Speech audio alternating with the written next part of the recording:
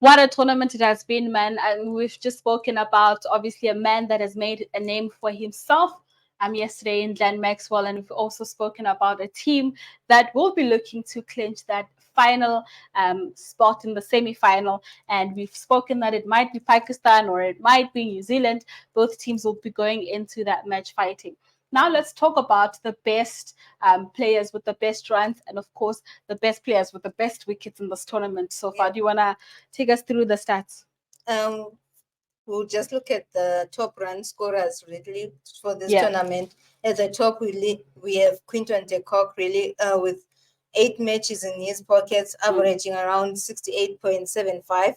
Total number of runs they scored in this tournament so far it's 550.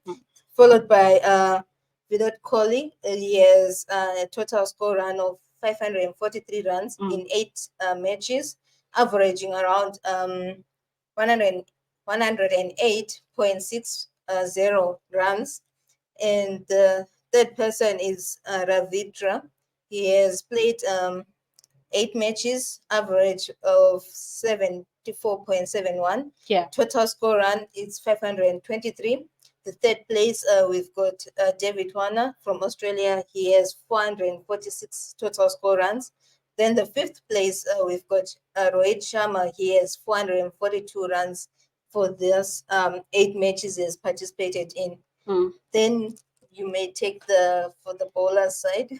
And of course, the man with the highest wicket that he's taken so far, and the last one, will be doing the top 5. At number 1, we've got Madhushanka, the Sri Lankan player who knows how to get those wickets, especially very early on in the match, in the first power play and the second power play. That is where he maximizes most, with a total of 21 wickets. At number 2, we've got the Australian Zampa. In 8 matches, he's taken 20 of those wickets with an economy of 5.56. And of course, at number 3, we've got Marco Janssen in 8 matches with an economy of 6.41 and 17 wickets in total. And number 4, it is that man that did not play all the matches in total, but only playing 4 of those, and who just knows how to get the holes, the 5 holes. That is Mohammad Shami in 4 matches with 16 wickets. May look like he may finish this tournament as the highest or with the most wickets that is taken, because he's only played a total of 4. But look at him with 16 totals so far. The only difference between him and number 1 is a total of 5 wickets. So this is a man that we need to just look out for, and for as long as India is still in the tournament, of course. And last on that list is Afridi, a Pakistan player that will also just be looking to, at least get a total of 20 if we are pushing it. He has a total of 16 wickets, and of course the economy of 5.76. Going through all these, the most interesting thing for me is to see Indians in both, the best batters and the best bowling. That goes to show about the depth of the squad in India, and of course that will also explain why they are still unbeaten and sitting number 1 on that table. And also, I'm just loving what I'm seeing here in terms of the batters, right?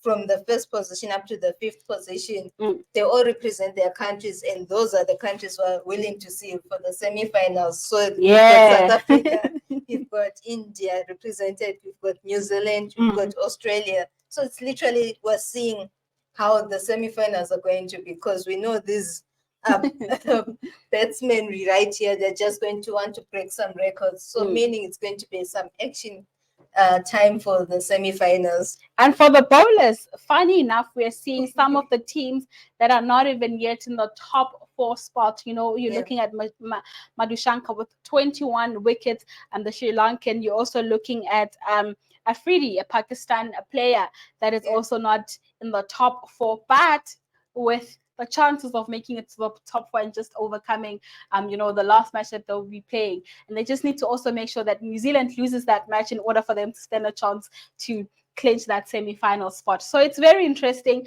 how, the wickets in the wickets department, the bowling department's team just knows how to bowl, thus we're seeing teams that may not even be in the top 4. shows that it's at the end, it's not really about the team performance that affects one's like individual's performance. You can also perform well as a team at the same time. You just need to have your personal goals. This is what we're really shown by these bowlers here right now, that they might be struggling as a unit, but as an individual, they're making sure they're breaking those records. This just goes back to what we've been saying all the time, that sometimes it's also about, personal goals, personal milestones that players do have to achieve, and that we're seeing the very same thing in both the betting and the bowling departments of all these nations in this tournament. So it's going to be interesting to see how it ends, and also just to see how all these teams just perform in the rest of the matches that are remaining for this tournament.